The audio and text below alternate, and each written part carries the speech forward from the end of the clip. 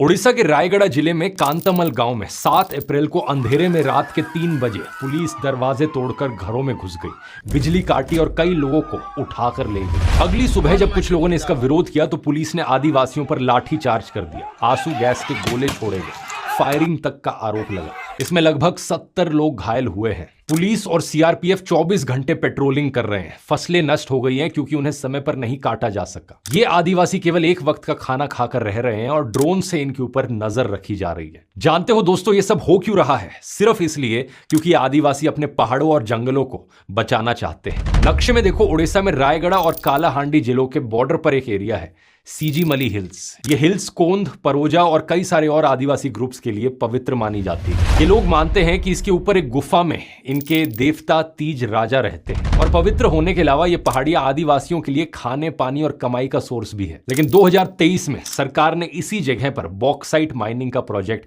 वेदांता को दे दिया और अगर यहां माइनिंग हुई तो पानी, जंगल, खेती सब खत्म हो जाएगा। अब सीजीमली पूरी तरह 5th शेड्यूल्ड एरिया है, यानी कॉन्स्टिट्यूशनली प्रोटेक्टेड ट्राइबल एरिया। तो यहां माइनिंग से पहले ग्राम सभा का कंसेंट लेना जरूरी होता है। लेकिन जानते हो ये कंसेंट कैसे लिया गया?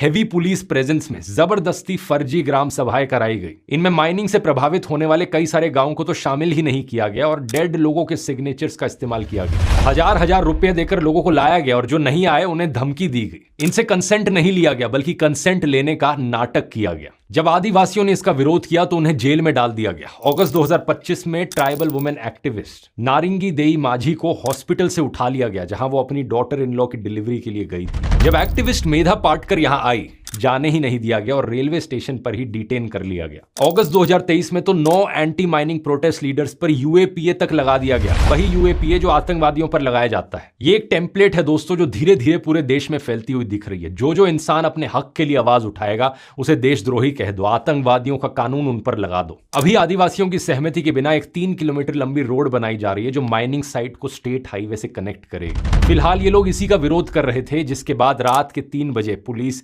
इनके घरों में घुस आई। सबसे शॉकिंग बात यह है कि सीजीमली नियमगिरी हिल्स से 100 किलोमीटर से भी कम दूरी पर है। यहां पर भी कई साल पहले वेदांता के खिलाफ इसी तरीके से प्रोटेस्ट देखे गए थे और इसे लेकर 2013 में सुप्रीम कोर्ट ने जजमेंट दिया था कि माइनिंग पर अंतिम फैसला ग्राम सभा का होगा। सीजीमली में इसी कानून को खोखला किया जा रहा है और नियमगिरी में हारने के बाद सरकार और ये कंपनीज अब दूसरे रास्ते से माइनिंग करने की कोशिश कर रही हैं। इससे फर्क नहीं पड़ता कि आप माइनिंग के फेवर में हो या अगेंस्ट में। फर्क आपको इससे पड़ना चाहिए कि लोकतंत्र में लोगों की आवाज को किस तरीके से दबाया जा रहा है। आज ये आदिवासियों के साथ किया जा रहा है, कल ये आपके साथ होगा।